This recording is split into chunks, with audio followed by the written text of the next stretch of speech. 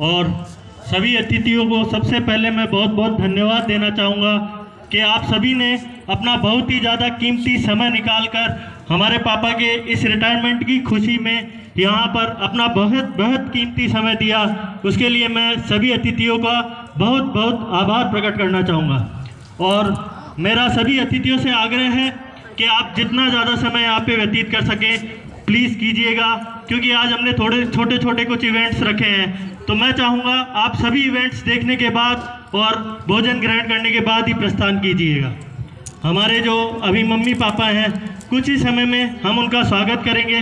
बहुत जल्दी वो हमारे बीच आने वाले हैं। और मेरा आप सभी से आग्रह रहेगा, मेरे पिताजी ने जो 40 वर्षों की बहुत कड़ी मेहनत के साथ आज 40 वर्षों की नौकरी पूरी करी है, और ये बहुत ही टफ होता है क्योंकि मैं भी एक सर्विंग पर्सन हूँ और मैं 10 साल की नौकरी में मुझे पता चला है कि कितना मुश्किल है 40 वर्ष। 20 वर्ष भी अगर मैं कर पाऊँगा तो मेरे लिए बहुत बड़ी बात होगी, और मेरे पिताजी ने 40 वर्ष पूरे किए हैं। तो मैं सभी अतिथियों को बताना चाहूँगा, मेरे फादर का जो पूरा का पूरा जो लाइफ रहा है बहुत ही ज़्यादा संघर्षपूर्ण रहा है। एक बहुत ही छोटे से गांव में मेरे पापा का जन्म हुआ था, जहां पर न लाइट था न पानी था, पढ़ने की फैसिलिटी तो भूल ही जाइए, जहां स्कूल तक नहीं हुआ करता था, एक स्कूल भी नहीं हुआ करता था। ऐसे गांव में पिताजी ने पढ़ाई करी।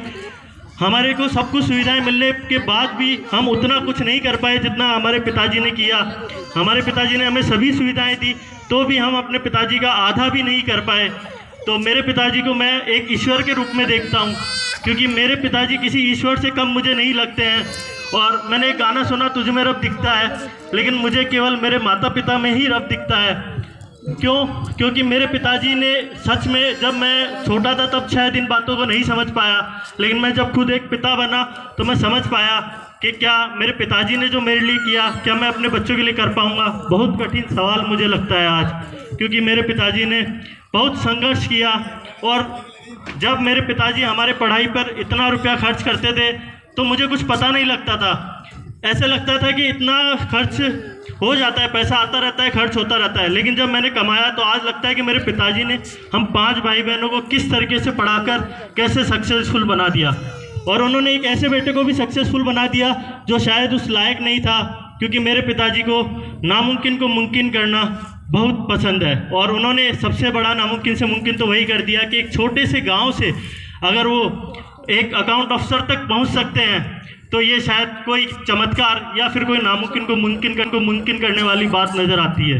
ऐसा गांव जहां पर उनको एक साइकिल भी नसीब नहीं होती थी, जहां स्कूल नहीं था, 10-10, 20-20 किलोमीटर तक पैदल चल के, मैंने तो यहाँ तक सुना है कि उनको चप्पल तक नहीं मिलती थी, तो भी नंगे पैर भी चल के उन्होंने अपनी पढ़ाई पूरी करी है। और बहुत ही जल्दी उन्हें बहुत नौकरियों के ऑफ़र आ गए थे, तो उन्होंने पोस्ट ऑफिस को चुना। और पोस्ट ऑफिस में सर्विस करने के बाद वो रुके नहीं, जस्ट एक अकाउंटेंट के रूप में उन्होंने ज्वाइन किया था। आगे बढ़ते रहे और कभी भी पापा ने संतुष्टि नहीं ली, और खुद नौकरी लग के सफल होने के बाद बच्चों को, एक एक बच्चों को सफल करना, सही राह दिखाना सबसे अच्छी चीज़, कि हमें रास्ता नहीं भटकने दिया। एक रास्ता भटक कर भी बच्चे अपनी लाइफ पूरी ख़राब कर देते हैं, हमें कभी भी वो नहीं करने दिया। तो हम अब बस कुछ ही समय का इंतज़ार है, मम्मी पापा आएंगे और हम उनका स्वागत करेंगे। और मेरे ख्याल से मेरे मम्मी पापा आने ही वाले हैं और हम सभी उनका स्वागत करेंगे। उसके बाद वरमाला, उसके बाद एक रिंग सेरेमनी कार्यक्रम करेंगे। तो आइए हम मम्मी पापा का स्वागत करते हैं। Thank you.